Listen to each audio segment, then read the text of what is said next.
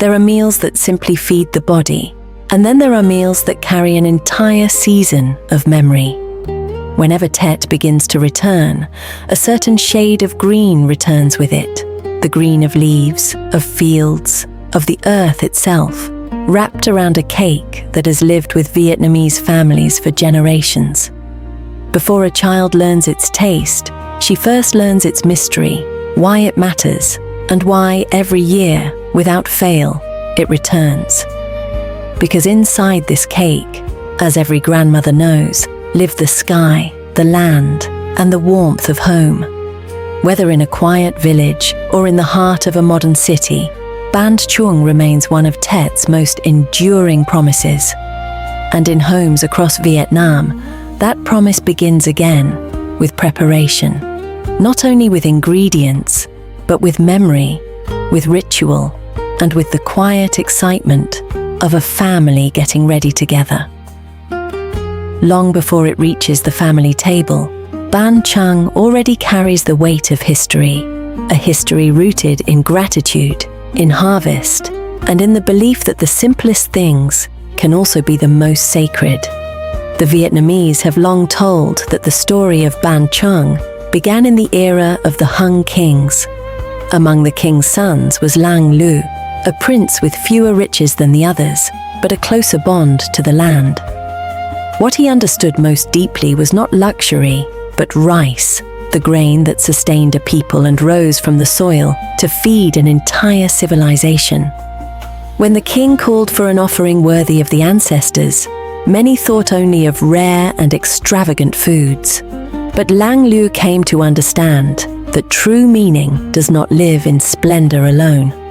Sometimes it lives in what is closest to ordinary life: rice, beans, pork, and leaves from the countryside.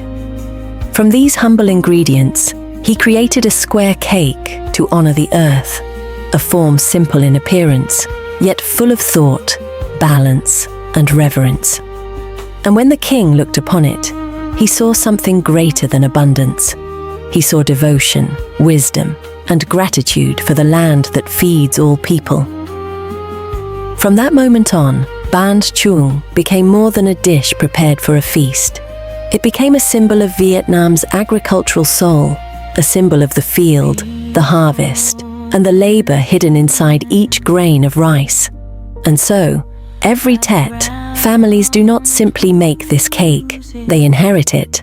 The story is passed on not only through words, but through hands. To make Banh Chung, the journey often begins at the Tet market. The leaves must be broad, whole, and richly green. The sticky rice must be fragrant and full, capable of turning soft and tender after hours of cooking. The mung beans bring warmth, quiet, gentle, and earthy. And the pork, usually chosen with both lean and fat, gives the filling its depth and richness. Even the bamboo strings matter, because they hold the cake together through its long time over heat. Once the ingredients come home, the house begins to change. The kitchen, the courtyard, the table, everything becomes part of the ritual. For the young, this is often where memory begins, with curiosity, with texture, and with the feeling of being included. And even in the city, far from fields and village paths, the ritual still survives. The setting may be modern, but the meaning remains rooted in the same place. From these modest ingredients, carefully gathered and arranged, Banh Chung begins to take shape.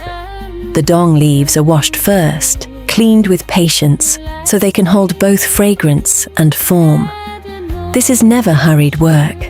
The rice is rinsed and soaked, each grain prepared for the long cooking ahead. The mung beans are softened, ready to become smooth and tender at the center.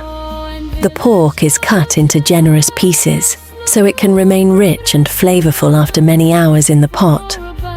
The seasoning stays simple, because Banh Chung is most beautiful when every ingredient still keeps its own voice. And then comes the most delicate moment of all: wrapping. The leaves are placed carefully, one layer over another, to form a clean square.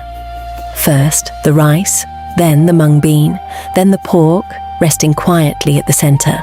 And finally, the layers close again. Bean, rice, leaf, sealing flavor inside memory. The wrapping itself is both gentle and exact, a skill shaped by repetition, tradition, and care. The strings must be firm enough to hold the form, yet loose enough to let the rice expand. Perhaps that is why so many childhood memories of Banh Chung begin with the first clumsy attempt to tie one. A small mistake, a soft laugh, a pair of patient hands correcting the shape. Each finished cake is simple, square, and deeply intentional. Then the cakes are lowered into the pot, one by one. Water rises to cover them completely, beginning the long wait. And once the fire is lit, the cake enters another stage of its life. From here on, it is cooked not only by heat, but by time, by patience, and by presence. To sit beside a pot of Banh Chung through the night is to enter one of the most intimate spaces of Tet. The hours move differently here. Stories return, old memories soften, family gathers close.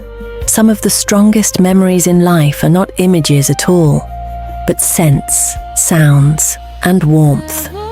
Today, the method may change. Some families cook in a courtyard, others in a city kitchen, but the feeling of waiting remains exactly the same. Banh Chung always seems to belong to the edge of the year, to that threshold between what is ending and what is about to begin. And in that space, one generation keeps the fire alive, while the next learns quietly how not to let it go out. By morning, after a long night of boiling, the cakes are finally ready. The leaves have darkened, holding inside them a dense, fragrant heart. They are pressed gently, so every layer can settle into harmony. And when the cake is opened, what appears is more than food. It is time made visible.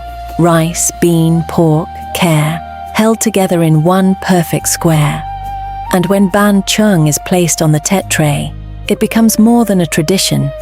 It becomes a remembrance of the earth, of family, of ancestry, and of the quiet truth that some things are worth carrying forward year after year.